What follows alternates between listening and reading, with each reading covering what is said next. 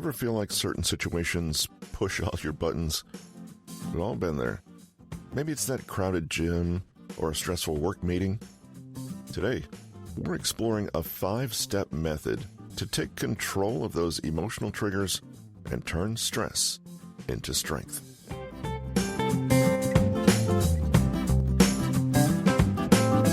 Hello, listeners, and welcome to The Path to Calm. Stop overthinking, become present, find peace. Today is March 31st, 2026. Today's featured book from Nick Trenton is Calm Your Emotions, a comprehensive guide that will help you understand your emotions, identify your triggers, and develop practical tools for regulating your responses to challenges. Our episode today includes the 5-step STOP method for stress and anxiety management. We're diving into the practical application of understanding our emotional triggers. We're going to look at a framework for regulation that empowers you to navigate those challenging moments with more clarity and control. So get ready to learn about strategies like avoiding triggers, modifying situations, and even shifting your focus. We'll also uncover techniques for changing your thoughts and reactions to effectively manage the emotional intensity of triggers, leaving you equipped to build resilience and navigate life's ups and downs with greater ease.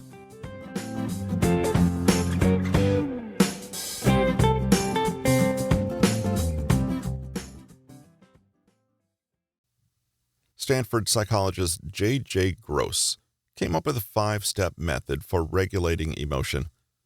The first step is to select the situation. It's a question of prevention. This means that you should seek to avoid situations that trigger unwanted emotions in the first place whenever possible. If you have an allergy to peanuts, you can simply stay away from them. If you turn into a rage monster when having to wait in line, find a way to go when there will be no line, or get someone else to go for you. Imagine that you've recently decided to partake in a marathon. You've been training hard, eating healthily, and increasing your endurance. However, maybe you find that you lose motivation when you see others at the gym, and they seem to be running so much faster than you, or lifting so much more than you. You notice yourself feeling less and less inclined to go to the gym, and start feeling doubtful of your own abilities. This is a perfect situation in which you can employ this step. Maybe, instead, you choose to go for more runs outside instead of in the gym. You avoid the situation that causes the feelings of self-doubt. It doesn't mean that you're escaping your problems or denying how you feel. It simply means that to keep your motivation up, you chose not to surround yourself with things that might bring you negativity. Of course, if you'd been avoiding the uncomfortable truth about your own poor health choices and felt bad every time you walked past the gym on your way home from work, you might want to think about the best response. You could choose an alternative route and simply not think about how out of shape you are, but in this case, avoiding a triggering situation is not exactly healthy. And what's worse, it's likely to be ineffective in the long run. Sometimes the best way to regulate a negative emotion is to never give yourself the chance to experience it in the first place. Remove yourself from triggering situations so you don't have to regulate at all. You have more of a say than you think. The next step is to modify the situation. This is when you cannot employ step 1. Let's say that you work late and chose not to run outside because it's cold and dark. You know that at the gym, you normally have feelings of inadequacy, and you wish to reduce this. This is where you have to face the situation you've been trying to avoid, so you need to modify it to reduce its impact on you. In other words, go to the gym, but change what you can about the experience. You modify the situation to insulate your emotions by actively changing the terms for success. You alter your expectations to something that's more realistic and doesn't set you up for failure. Perhaps you go to the gym, but you find a quiet, comfortable corner somewhere You don't have to continually watch others doing better than you. Maybe you go to the gym, but during off-peak times, or maybe you modify yourself in the situation. You tell yourself that just because you can't go as fast as someone doesn't mean you can't run for as long or that you can't improve with time. If you adjust the rules and make it so you are competing only with yourself, then you are in a can't-lose situation. You look at other people there and don't feel threatened. After all, they're running a different race. You're the one writing the rules for yourself. Why do you need to be so strict and harsh? The third step is to shift your focus. When you can't avoid or modify a situation, you can always change what you focus your attention on. If you're upset by something, you fixate on it to your own detriment. Instead of being preoccupied by runners who are faster than you, shift your focus to the gym goers who are much, much slower than you. You can also shift your focus to yourself and your own running. Perhaps you aren't running so fast because you're always distracted and discouraged. Concentrate on improving yourself and reaching your own goals instead of beating someone else. Or watch TV. You don't need to compete with anyone but yourself. Whatever negative thoughts seem to be taking your attention, switch to positive ones. See the brighter side. Try to feel gratitude for what you still have and others don't. It's quite difficult to feel both gratitude and emotional turmoil simultaneously. Step 4 is to change your thoughts. At the core of our deepest emotions are the beliefs that drive them. By knowing this, you can change your emotions by changing the beliefs that sustain them. Your negative belief is that everyone at the gym is judging you for your failures. Therefore, your emotions will reflect that. Remember the cognitive appraisal model of emotions? This is where you need to change your thoughts. To do this, think about how you view others at the gym. Think about the meaning you assign to neutral events. Most of the time, you don't really care what they do, or you think their performance is better than yours. By that reasoning, what if they feel the same about you? Believe that people don't judge and aren't even paying attention to you, and your emotions will follow and relax. What's the evidence that your beliefs are true? And what's the evidence that they're not? If it helps, literally make a list and tally up the score.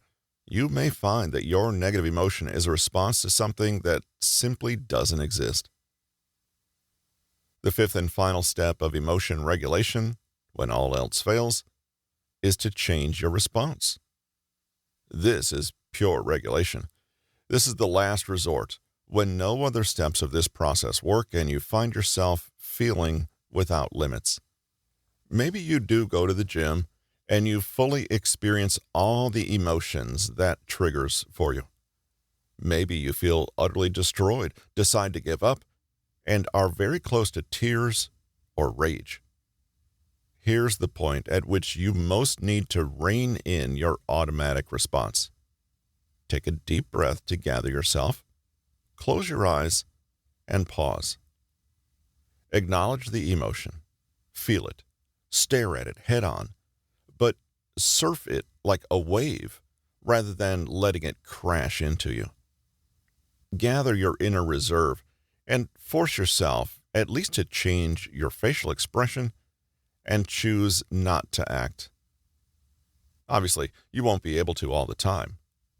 I did mention that emotional suppression is unhealthy, but this is different because you're trying to make it to the point where you can respond instead of react.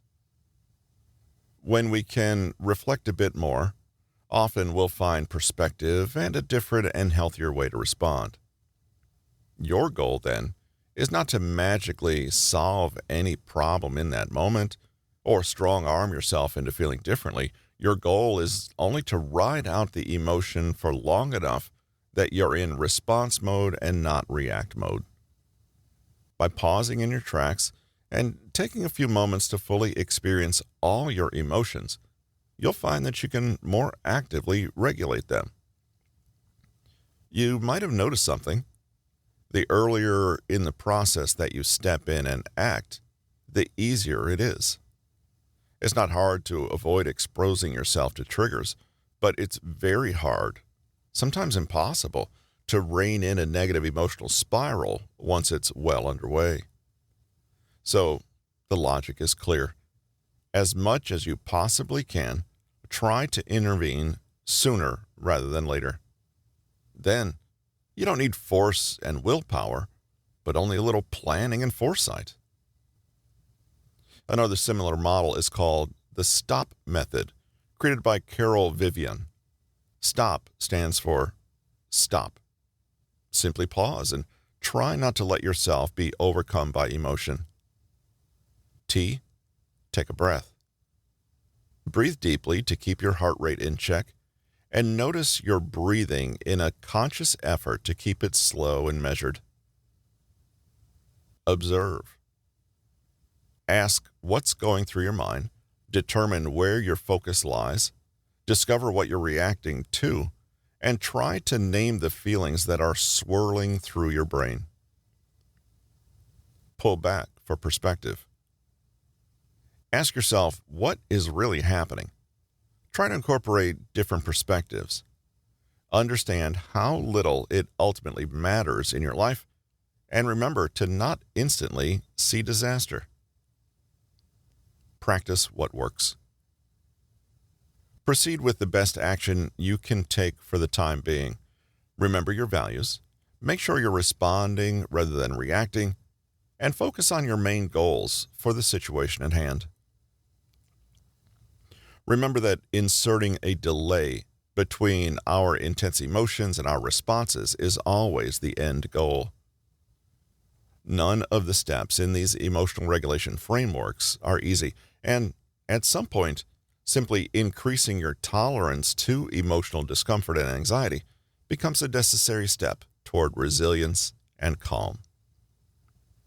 The more you can take, the less you need to regulate.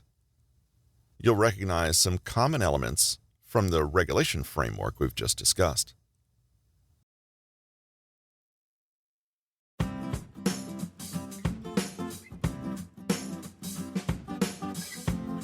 And that wraps up today's episode. Remember, this is not about eradicating emotions, but rather understanding them and developing strategies to manage their impact.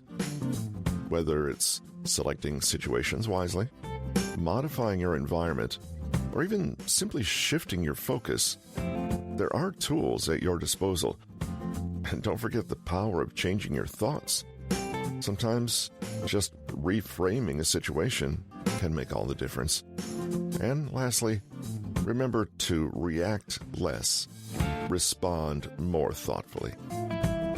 As Nelson Mandela once said, it always seems impossible until it's done.